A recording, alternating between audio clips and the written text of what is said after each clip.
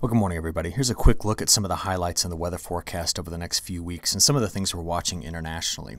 We did watch just yesterday, though, this opening up of the Gulf of Mexico to a lot of moisture transport, and that hit this area right in here with a lot of ice. Now, today, those temperatures have warmed up considerably, which means we're putting rain down on top of that. But speaking of rain, I do want to point out some of the very heavy rain that came through parts of Southern California, hitting San Diego, causing major flooding problems there just last night.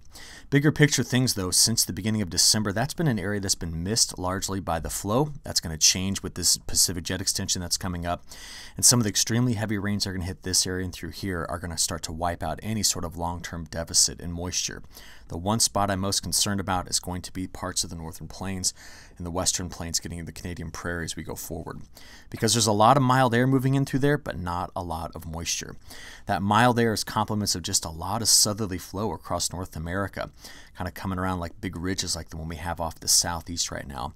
But a lot of our attention is going to go to the west very soon as this pattern really begins to open up and deliver a lot of moisture and a big change in the pattern coming, I think, between February 2nd and February 7th. So as it stands today, a large area with all that warmer air starting to see the impact of the snow near the ground causing dense fog. We have a pretty sizable region in through here of flood watches, and there's still winter weather advisories out for a big section of the Midwest getting into New England. But this whole map is going to change quite dramatically, I think, in the coming days and weeks as we see the Pacific jet really begin itself lining out in a way that's going to affect North American weather. Until then, this is what we've got. We're going to watch our next wave of moisture coming out of Texas and Oklahoma after pulling some more moisture into Arizona and New Mexico. This one's going to come out here today, mostly a rain event. We'll keep a very close eye later today into tonight and tomorrow morning for the risk of some ice as we sit this moisture over that really cold snowpack here. But playing forward, this gets into Wednesday afternoon and evening. We then have our kind of third surge of moisture coming through the lower Mississippi River Valley, and it'll start to extend through the Ohio Valley by the time we get into midday Thursday. So there's just a lot of moisture getting pumped into this area, and we'll show you just how much in a few moments. But my attention will largely be with this jet extension. By the time we get into early next week, everywhere that I just circled has an average speed of about 200 miles an hour. And what it's going to do in the near term is it's going to largely miss the U.S. See that? That's a split in the flow. But what we've got out here around the 31st into the 1st, 2nd, and 3rd is the jet's going to target California.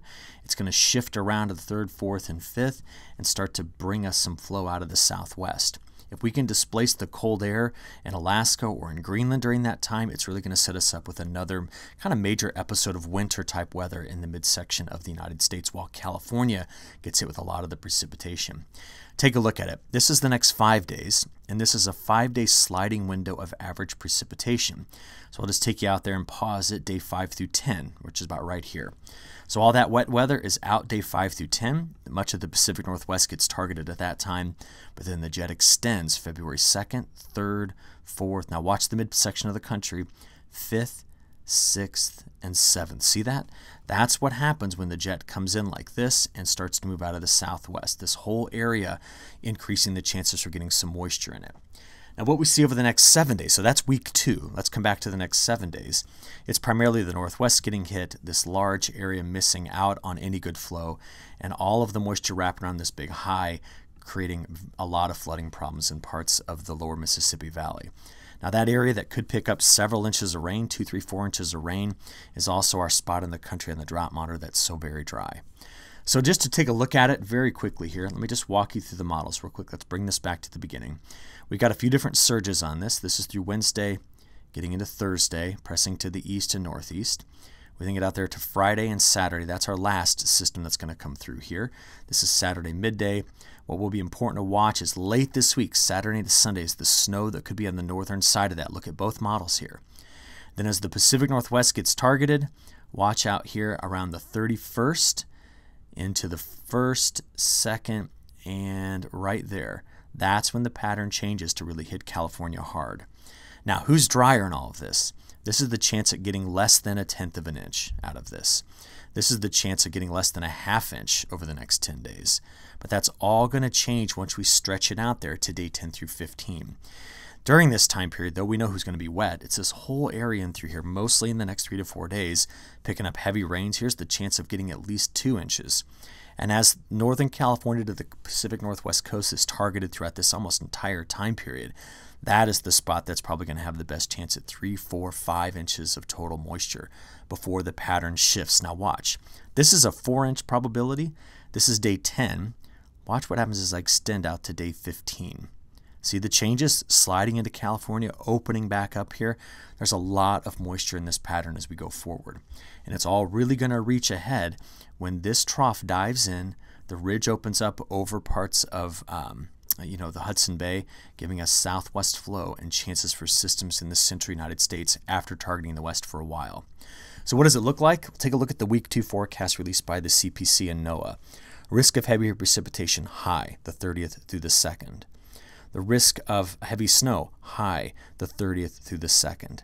And finally, the risk of strong winds high, the 30th through the 2nd. That will be the time frame when the jet extension gets here, and we'll watch the aftermath of that getting into the midsection of the country from like the 3rd, 4th, 5th, 6th, and 7th. Okay?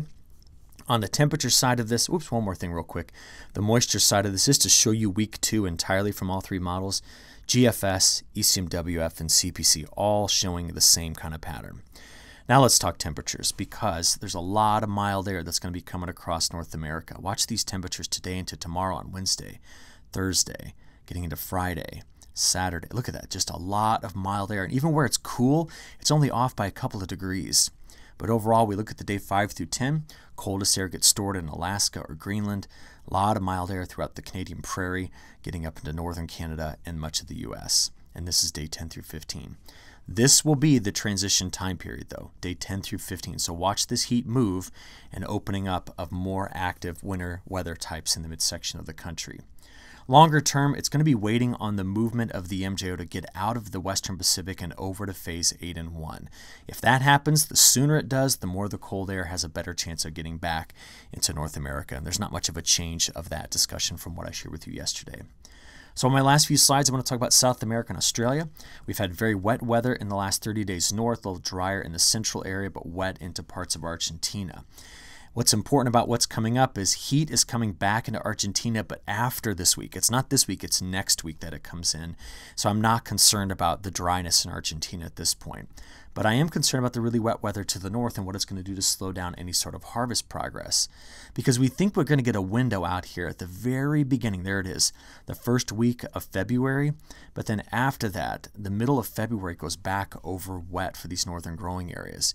And this is the heart of the harvest time period, at least is the way it's looking this year for much of these much of these states inside of Brazil. Beyond that, I just want to show you some international weather because I really want to focus quickly at the end of this on Australia. It's actually 2 separate tropical systems, one here and one here coming across Australia. Look at how wet things are going to be in Western Australia, the Northern Territory, Queensland, even parts of New South Wales and South Australia.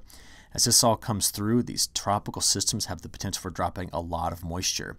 And it's interesting because of all the places around the world that would tell you that, man, this El Nino was a stinker, it's going to be Australia. Because they're in the middle of summer, and they typically find El Ninos make for very hot and dry summers, and that's not been the case this year. Just in the last 3 weeks, precipitation compared to average, it's been very, very wet.